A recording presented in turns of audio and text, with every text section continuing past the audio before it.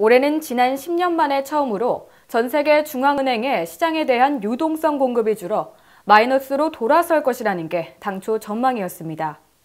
그런데 중국을 비롯해 경기 침체를 겪고 있는 국가들의 경기 부양책에 힘입어 전 세계 중앙은행의 유동성 공급이 증가할 수도 있다는 가능성이 제기됐습니다. 미 연방준비제도 이사회, 유럽중앙은행, 영국 잉글랜드은행, 일본은행 등 주요 4대 중앙은행은 연내 밸런스 시트를 총 2천억 달러 남짓 축소시킬 계획이었습니다. 그러나 중국 인민은행은 4일 시중 전체 은행에 대한 지급 준비율을 1포인트 하락해 이러한 흐름에 역행하는 움직임을 보였습니다.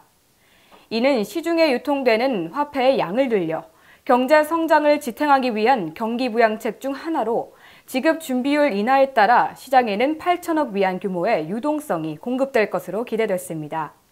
이 같은 중국의 유동성 공급 소식 이후 올해 각국 중앙은행의 시장에 대한 자금 흐름은 당초 예상을 벗어나 플러스를 유지할 것이라는 예상이 늘어나기 시작했습니다.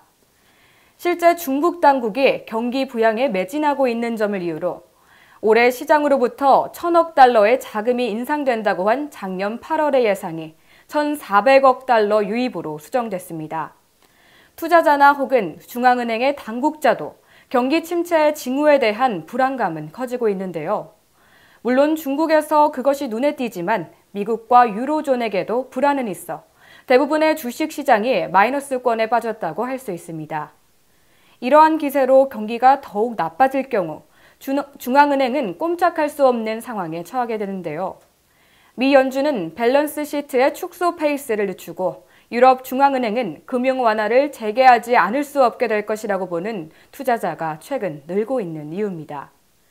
주요 중앙은행이 공급하는 저비용 자금에 의존하는 시장에 있어서 올해가 중요한 해임에는 변함이 없습니다.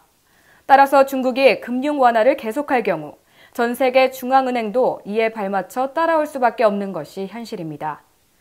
향후 각국 정책 담당자가 유동성 흡수 계획을 철회할지 여부와 중앙은행의 지급 준비율 완화가 얼마나 가속화될지에 대해 눈여겨볼 필요가 있습니다.